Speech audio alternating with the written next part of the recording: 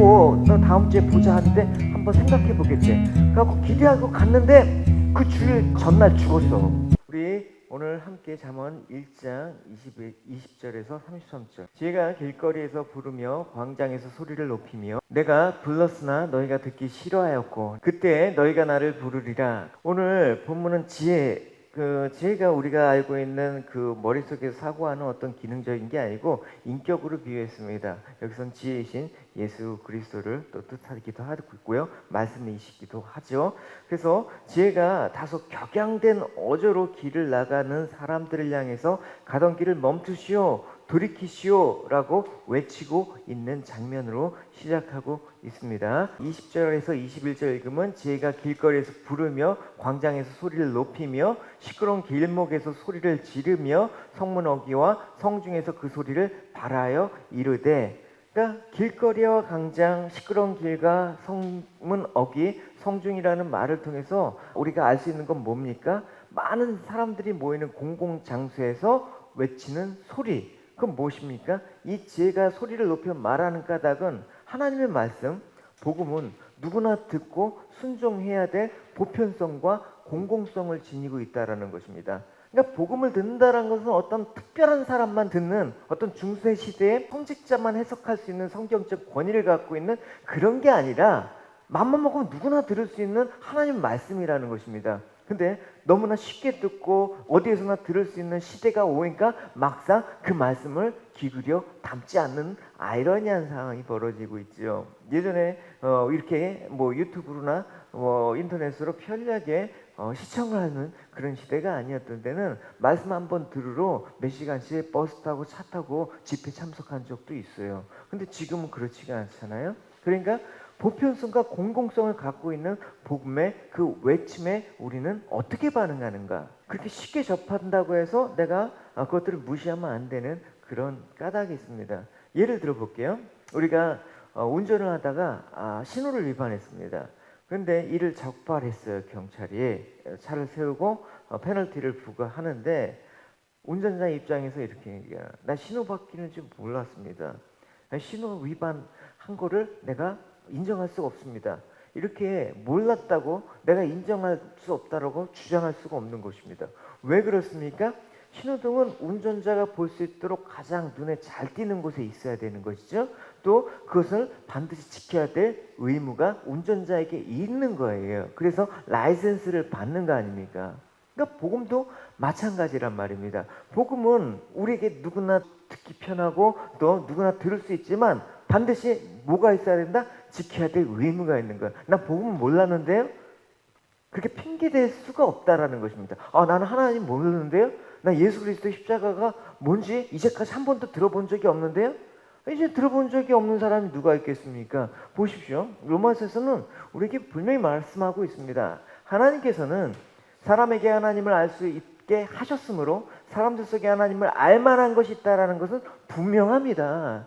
세상이 창조된 이래 하나님이 보이지 않은 성품인 그분의 영원한 능력과 신성은 그가 만드신 만물을 보고도 분명히 알 수 있게 되었습니다. 그러므로 사람은 핑계댈 수가 없다라는 것입니다. 이 복음 앞에 우리는 누구나 핑계댈 수 없는 사람이라는 것을 명백히 성경은 밝히고 있습니다. 그래서 지혜가 온 세상 사람을 향해서 선포되는 이 상황 가운데 한번 보십시오. 22절에 보면 너희 어리석은 자들은 어리석음을 좋아하고 거만한 자들은 거만을 기뻐하며 미련한 자들은 지식을 미워하니 어느 때까지 그렇게 하겠느냐라고 얘기하고 있죠.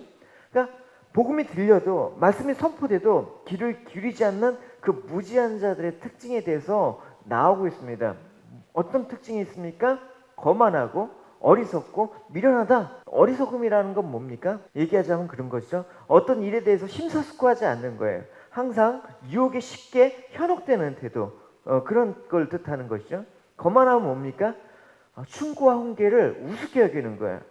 그건 뭐 나도 알아 이러거나 아니면 내가 옳아, 내가 훌륭하다라고 생각하면서 남을 쉽게 조롱하거나 폄하하는 태도가 거만한 거예요. 또 미련한 건 어떤 게? 어떤 지식이라도 그것에 구속받기 싫어. 나는 내가 생각대로 살래. 난 나 좋을 대로 살래. 고집세고 완고해서 남의 충고를 아랑곳하지 않는 그런 태도를 말하는 것입니다. 그래서 이런 미련하고 거만하고 어리석은 이런 특징을 갖고 있습니다. 오늘날 여러분 우리가 생각을 해봅시다. 하나님 말씀이 이렇게 선포되고 들릴 때 과연 우리는 어떠한 태도를 갖고 있는지 오늘 이 잠언 말씀을 눈여겨봐야 되는 것입니다. 근데 어쨌든 우리는 다 어리석고 거만하고 또 미련하긴 해요. 그러나 그것 자체보다 더 큰 문제가 뭐냐면 성품은 그럴 수가 있지만 문제는 그런 자리에서 벗어나려고 하는 의지조차 갖고 있지 않다라는 것입니다. 내가 잘못한 걸 알 수가 있죠. 내가 옳은 줄 알았는데 틀릴 수도 있죠. 그러면 어떻게 해? 틀린 걸 깨달았을 때 내가 돌이켜야겠다. 그게 아닌데 끝까지 가는 그런 것들이 더 위험한 거예요. 보십시오. 잠언에서 보면 내가 불렀으나 복음이 제가 이렇게 초청을 했는데 너희가 듣기 싫어야 했다. 내가 손을 폈는데 돌아보는 자가 없었다. 도리어 나의 모든 교훈을 멸시하고 나의 책망을 받지 아니했다. 그러니까 지혜가 아무리 그들을 향해서 목 놓아 외치지만 지혜 소리에 귀 기울이는 자가 아무도 없다라고 안타까워하는 현실을 말하고 있습니다. 이들은 절박하게 외치는 지혜 소리에 반응이 없었던 까닭은 뭡니까? 그것은 가치로 느껴지지 않았기 때문에 그런 거예요. 그러니까 복음은 값없이 주는 거지만 그렇다고 싸구려가 아니잖아요. 너무나 값비싸기 때문에 값이 없다라고 표현한 거죠. 근데 그거를 싸구려 취급하는 거야. 하나님 말씀을 싸구려 취급하는 거야. 예수 그리스도의 십자가가 악세사리만도 못하는 거야. 생각해 보십시오. 입시철만 되면 유명 학원에 학부모들 대상으로 대학 입시 설명을 해요. 여러분 여기 호주에서는 안 하는 줄 알았어요. 근데 애들 12학년 때 보니까 하더라고요. 엄청나게 인기 있어요. 막 인산인해를 이룹니다. 또 뭐 어디 투자 가치가 있는 아파트 분양한다 그러면 뭐 몇백 가구 분양 안 하는데 수천 명이 몰려와요. 왜 그렇습니까? 내가 조금이라도 이익이 된다고 생각하면 불편함을 무릅쓰고 또 갑니다. 그러나 아무리 좋은 장소를 제공하고 식사까지 제공하고 그게 교회 아닙니까? 교회처럼 좋은 장소가 어디 있습니까? 또 식사까지 제공하지 않습니까? 그래도 그걸 가치 있다라고 여기지 않기 때문에 관심을 갖고 귀구리어 듣지 않는 게 사람들의 태도라는 것입니다. 그렇다면 사람들은 이렇게 말씀을 듣는 것도 읽는 것도 귀찮아하면서 의무적인 것을 생각합니까? 바쁘다는 이유로, 살아가기 힘들다는 이유로 하나님 말씀을 점점 등한시하는 사람이 늘어나는 이유가 무엇입니까? 내가 들어봤자 도움이 안 돼. 읽어봤자 도움이 안 돼. 내게 아무런 실질적인 이 육적으로 피부에 와닿는 도움이 없기 때문에 그래요. 하나님 말씀을 듣고 정말 기쁘다. 정말 감격이다. 이런 어떤 기쁨과 가치를 못 느끼기 때문에 그런 것입니다. 그러니까 애써 외면하는 것입니다. 뭐 읽어야 되는지 알아. 근데 읽어봤자 그래 묵상해야 되는지 알아. 기도해야 되는지 알아. 근데 안 해도 별 필요는 없거든요. 우리 몸이. 근데 우리 영혼은 안 그렇단 말입니다. 사람은 육으로 사는 게 아니지 않습니까? 그래서 성경 말씀은 우리에게 이 세상에서 도움이 되는 어떤 지식이나 정보를 제공하는 그런 역할의 책이 아닙니다. 말씀은 분명히 말하고 있습니다. 이 세상이 앞으로 어떻게 될지, 우리 운명에는 어떻게 될지, 그렇기 때문에 우리는 무엇을 믿어야 될지, 우리는 어디로 가야 될지 하나님 말씀밖에 없단 말입니다. 어느 책에서 또 누구의 말에서 그 길을 찾을 수 있단 말입니까? 그렇기 때문에 지혜가 외치는 소리에 귀를 기울여야 되는데 이 지혜 외침은 언제까지나 계속되리라고 생각해서는 안 되는 거예요. 28절에 보면 뭐라고 나와 있냐면 그때 너희가 나를 부르리라 그래도 내가 대답하지 아니하겠고 부지런히 나를 찾아봐라 그래도 나를 만나지 못할 때가 반드시 온다. 그때라는 건 마지막 심판의 날이잖아요. 9번의 재앙을 통해서 깨달아야 하는데 애굽 사람들은 못 깨달았단 말이에요. 바로는. 그래서 10번째 심판 그때가 돼서 그때 심판의 날은 돌이킬 수가 없는 거예요. 그러니까 이런 심판의 날이 임한 후에는 부르짖고 찾아도 때늦은 후회가 될 날이 반드시 온다. 여러분 점점 그날이 가까워지고 있다. 사람들이 강팍해지고 세상이 이렇게 될수록 주 예수 오실 날이 멀지 않았다. 모습 아닙니까? 사람들은 구원에 대해서 너무나 막연하다고 생각해요. 그렇기 때문에 신앙생활하는 사람들조차도 오늘 당장 아니더라도 내가 앞으로 기회가 남아있다.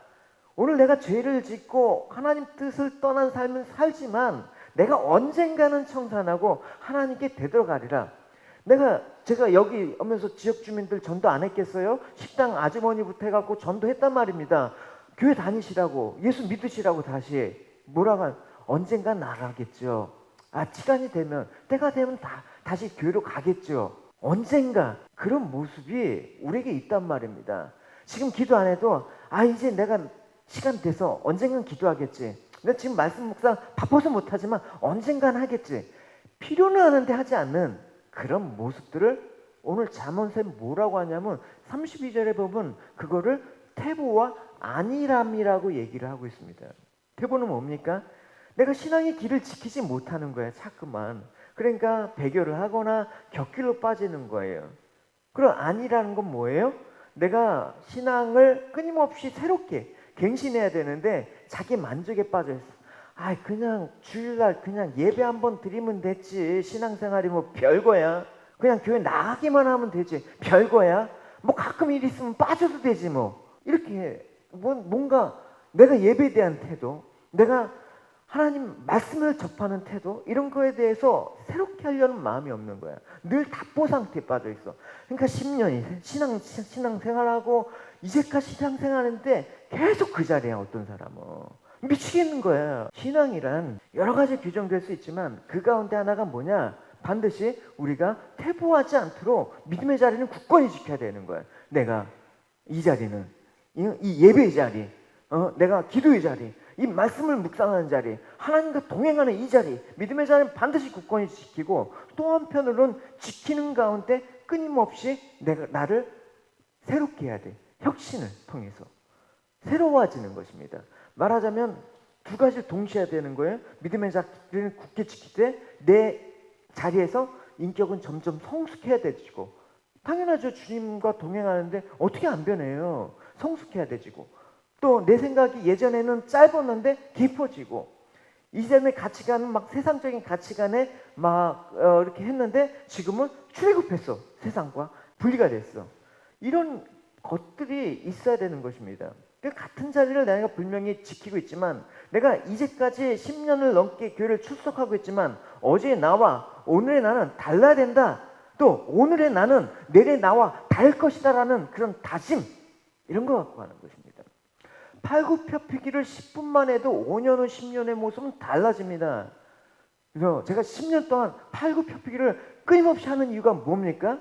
하물며 매일같이 하나님 말씀을 듣고 매일같이 배우고 기도하고 교회를 사랑하고 봉사하는데 달라지지 않는다면 그게 이상한 거죠.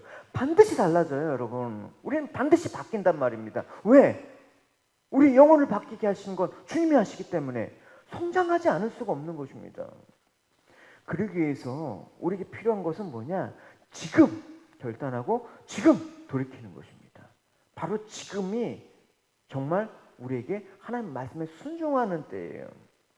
고린도 후서를 보시면, 내가 은혜 베풀 때 너희가 듣고 구원의 날에 너를 도왔다 하였으니 보라, 지금이 은혜 받을 때고 지금이 구원을 받을 날이다 라고 얘기하고 있습니다.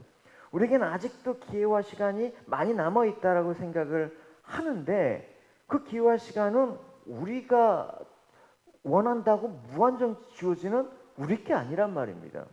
아무도 내일을 장담할 수 없고 미래를 확신할 수가 없는 것입니다. 오늘 가족과 인사하고 갔는데 이별을 한 한국인 며칠 동안 떠들썩했잖아요. 여러분, 의대생이 한강에서 결국 익사한 채로 발견돼 있잖아요. 아들이 전 다녀오겠습니다 했는데 안 들어와. 그런 일이 우리에게 벌어지지 않을 그런 때가 없다는 걸 누가 여러분 장담을 해요, 여러분. 제가 예수전도에 있을 때 한 자매가 얘기한 거예요. 자기 친구를 전도하려고 막 했는데 그 친구가 내가 곧 시간이 되면, 상황이 되면 내가 교회 나가서 하나님 믿을게 이렇게 얘기했대요. 그래갖고 그 주일날 나오기로 하고 너 다음 주에 보자 하는데 한번 생각해 보겠대. 그래갖고 기대하고 갔는데 그 주일 전날 죽었어. 그래갖고 막 땅을 치면서 내가 좀 더 왜 그렇게 간절히 교회 데리고 오지 않았나, 막 그런 마음을 얘기하더라고요. 내일은 내일 우리 게 아니란 말입니다. 그러니까 장담하지 않는 내일을 자꾸만 우리는 할 거라고 얘기하지 말고 그날이 도적같이 올 때 우리는 주님께 핑계댈 그런 모습이 있지 않냐고 지금 결단하고 내가 지금 오늘부터 묵상을 하리라. 내가 오늘부터 시간 내서 기도하리라. 오늘부터 내가 정해진 시간에 하나님과 교제하기 위해서 말씀 가운데 내가 한번 살아보리라. 이런 것들이 있어야지만 믿음의 자리도 지키고 우리가 새로워질 수 있다라. 이 두 가지가 같이 가는 거예요. 그래서 그럴 때 우리에게 찾아오는 유익이 있습니다. 잠언의 오늘 마지막 말씀은 이렇게 얘기하고 있습니다. 같이 읽어봅시다. 오직 내 말을 듣는 자는 평안히 살며 재앙의 두려움 없이 안전하리라. 사람은 누구나 평안하길 원하죠. 평안하다. 그래서 물어보십시오, 여러분. 그럼 어떻게 해야지 평안합니까? 그럼 뭐 아무 일 없이 무사한 일, 뭐 그건 평안하지 않겠습니까? 그런데 무사한 일이 여러분 평안합니까? 사람은 무사한 일에 빠져서 아무 일도 하지 않으면 불안해하는 존재예요. 두려워하는 거예요, 여러분. 여러분 어제 얘기했잖아요. 우리에게 믿음이 없이는 여러분 우리에게 아무 일도 없는 그런 상태로 있다 그러면 두려움 가운데 아마 못 견딜 겁니다. 오늘 잠언은 우리에게 진정한 평안을 갖다 주는 것은 보다 내 말을 듣는 것, 하나님 말씀, 지혜가 외치는 그 소리를 듣는 것, 그거밖에 없는 것입니다. 나를 살리고 나를 생명의 길로 인도하는 건 하나님 말씀밖에 없는 겁니다. 물론 여기서 듣는다는 것은 단순히 듣는 행위 자체만을 의미하는 게 아니죠. 여러분 알다시피 그 하나님을 아는 그 지식, 영생을 이루는 지식을 말하는 건데 그 말씀은 물론 적극적으로 들을 뿐만 아니라 적극적으로 동의하는 것입니다. 예, 맞습니다. 적극적으로 인격적으로 반응하는 거예요. 그래서 순종으로 나아가는 일련의 행동 모두를 포함하는 표현이 듣는 자, 그걸 얘기하는 거예요. 그래서 우리가 인생이 평안하길 원한다면 말씀을 들으세요. 적극적으로 들어야 돼요. 열심을 내어 듣고 많이 듣고 늘 들으십시오. 말씀과 가까이 하는 거예요, 여러분. 얼마나 좋아요, 여러분. 주일날 설교도 유튜브로 바로 띄워주잖아요, 우리는. 좋잖아요, 여러분. 주일날 여러분 솔직히 한번 생각해봐요. 애들 보고 막 그러면 정신없이 또 뭐 이렇게 정신이 없고 놓치는 경우가 있잖아요. 그럼 다시 한번 리플레이 들어보면 좋지 않아요? 저는 예전에 누가 시켜서 한 건 아니지만 목사님 설교, 저희 교회 출석한 담임 목사님 설교 아니에요. 유명한 교회 집회 목사님 강사들 설교하면 꼭 녹음하고 다녔어요. 왜? 다 그걸 어떻게 들어요? 그냥 녹음하고 다시 몇 번씩 플레이를 몇 번씩 해갖고 꼭 들었단 말입니다. 그래서 그 말씀이 정말 뭐 그냥 어느 때는 그냥 제가 외워질 정도로 지금은 너무나 좋잖아요. 그래서 사람들이 보기에는 자기 길이 바르게 보여도 우리가 알고 보면 사망의 길인 경우가 너무나 많기 때문에 우리는 말씀 가운데 이 길이 아니다라는 그 말씀 가운데 돌이켜야 되는 것입니다. 여러분 누가 자기가 가는 길이 사망의 길인 줄 알고 갑니까? 안다면 누가 그 길을 갑니까? 근데 예수 없이 가는 길은 다 사망의 길이래요. 이 말이 여러분 귀에 들리셔야 되는 것이죠. 우린 지금 들으니까 여기에 와 있다고요. 저는 믿습니다. 오늘 본문의 지혜 요구대로 우리가 잠시 우리가 가던 인생의 걸음을 가는 게 중요한 게 아니라 요즘은 멈추는 게 중요하더라. 일단 멈추세요. 그러면서 내가 지금 제대로 길을 가고 있는가? 혹시 내가 돌이켜야 될 길을 고집스럽게 무책임하게 이게 옳은 길이야 가는 게 아닌가? 한번 멈추시는 게 더 중요한 거. 주님과 동행하기를 원하지만 급한 마음과 또 생각에 오늘도 혼자 달려가면 안 되는 거예요. 오늘도 주님과 상관없이 내가 살아가는 거예요. 안 되는 거예요, 여러분. 내일을 장담할 수가 없기 때문에 잠시 여러분 이번 달에도 막 정신없이 계획을 세우고 달려가기 전에 멈추고 숨을 고르고 그래서 주님을 바라보는 거예요. 주님께서 부활하신 다음에 숨을 내쉬면서 평안하라 얘기하시지 않습니까? 숨을 내쉬면서. 왜 숨을 내쉽니까? 뭐 여러 가지 의미가 있지만 오늘 말씀에 비추어 본다면 숨을 좀 고라라. 내 생기, 내 숨을 비워 마셔라. 힘을 빼고 주님을 의지하는, 그래서 말씀과 기도로 지으신 주님의 음성을 듣는 여러분의 삶이 되시기를 주님의 이름으로 축원합니다.